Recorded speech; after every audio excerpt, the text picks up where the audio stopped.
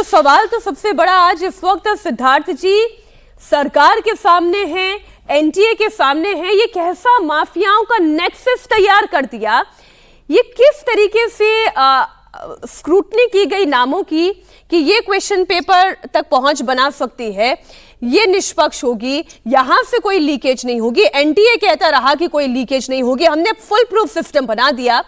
लेकिन ये मनीषा मनीषा मनीषा का रैकेट सामने आ गया।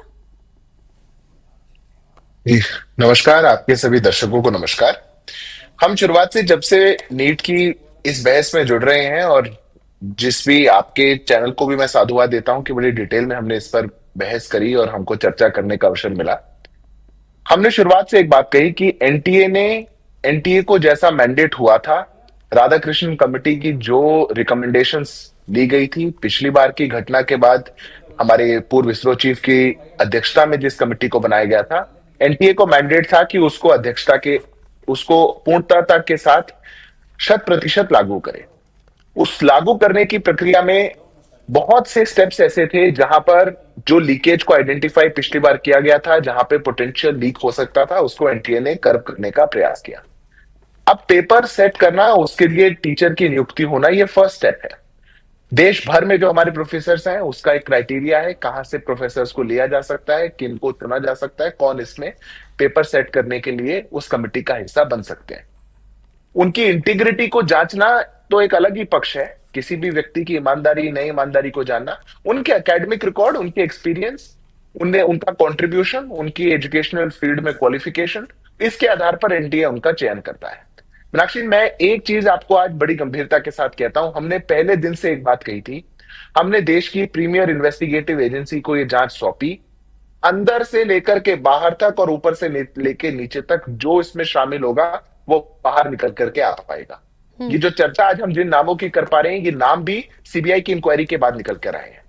हमने इस बात को स्पष्टता से कहा था कि अंदर से अंदर बैठा व्यक्ति और बाहर से बाहर बैठा व्यक्ति, सरकार जीरो टॉलरेंस पॉलिसी पर है, पेपर लीक को कतई बर्दाश्त नहीं करेगी। जो व्यक्ति होगा मैंने मान ली, मैंने सिद्धार्थ जी मान ली आपकी मंशा, मैंने मान ली आपके शिक्षा मंत्री की मंशा, मैंने मान ली सरकार की और एनटीए की भी मंशा कि जो जो रिकमेंडेशन थे उन रिकमेंडेशंस को फॉलो किया गया।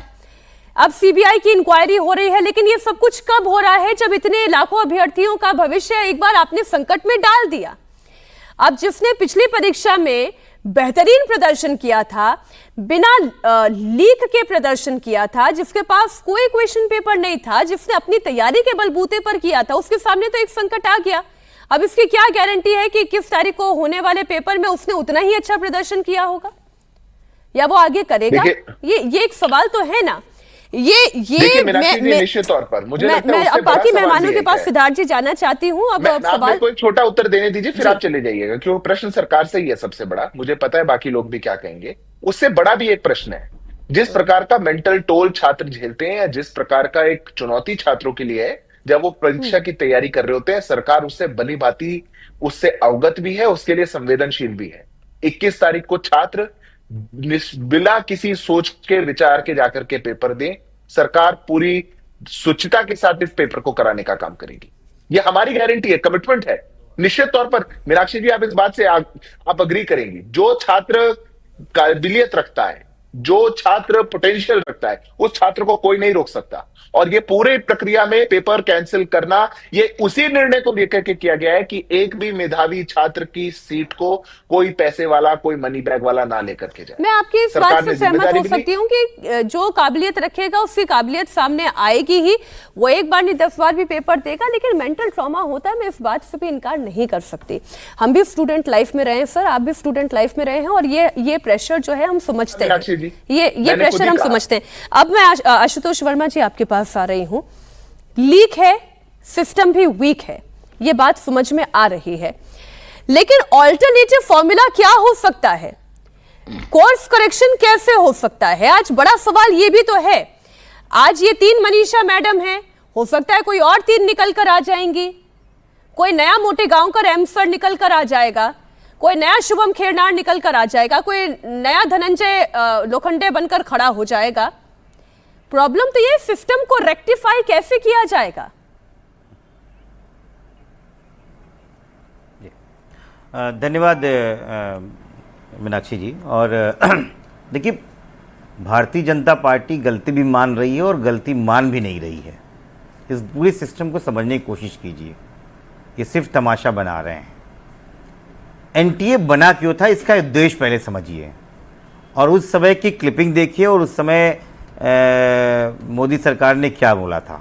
उन्होंने बोला था कि सीबीएसई बोर्ड और एआईसीईटी जो देश के बड़े एग्ज़ाम जैसे आईआईटी था, जेईई था, एमएनआर था, एआईपीएमटी था, सीबीएसई इसके होते थे, ये अलग अलग तरीके से कराते थे। उन्होंने कहा कि देखिए, ऐसा है कि वन नेशन वन इलेक्शन की तरीके से अब एक एजेंसी बनेगी और उसके फ़ायदे गिनवाए गए। पहला फ़ायदा कहा कि एक प्रोफेशनल एजेंसी बनेगी जो इस देश के सारे एग्ज़ाम करवाएगी। दूसरा फ़ायदा गिनवाया कि एक लीक प्रूफ एजेंसी होगी, हम छात्रों के साथ खिलवाड़ नहीं होने देंगे। और तीसरा बताया कि इसमें ट्रांसपेरेंसी रहेगी, कहीं से कुछ डिस्टर्बेंस नहीं हो जाएगी कि कहीं एआईपीएमटी का लीक हो गया, कहीं पे उसने गड़बड़ी कर दी, कहीं पेपर इधर हो गया। और चौथा का इंटरनेशनल स्टैंडर्ड का होगा। 2017 में ये बिल लेके आए, इस बिल को पास किया गया, 2018 में काम हुआ, 2019 में कोविड और 19 और 20 में कोविड से हम लोग परेशान रहे तो इस तरह के एग्ज़ाम नहीं हो पाए। फिर 2020 आया, जेईई 2020 का एग्ज़ाम के दौरान ही कुछ सवाल ऑनलाइन लीक हो गए और सेशन 1 में ही लीक हो चुके थे। फिर 2021 में आया, हैकिंग के मामले आए जेईई मेंस के 2021 के पेपर में। फिर 2024 में यूजीसी नेट का जून 2024 का पेपर लीक हुआ, मिनिस्ट्री ऑफ एजुकेशन ने सीबीआई को सौंपा, आज तक नहीं पता है। फिर नीट 2024 यूजी का बिहार झारखंड से पेपर चोरी हुआ, ओएसिस स्कूल स्ट्रांग रूम से फोटो खींचकर बेचा गया, सीबीआई जांच की, कुछ छात्रों को रीअरेस्ट किया गया, कोई फर्क नहीं पड़ा। 2025 में तो ये हालात हो गए कि उन्होंने कहा हाँ भाई गलती हो गई, लीक हो गया, सीबीआई हो गया, सबको 720 में 720 नंबर दे दो। आपको याद है ना देश में कितने लोग 100% मार्क्स में लेके आए थे पहली बार। और 2026 नीट यूजी का फिर से पेपर लीक हो गया।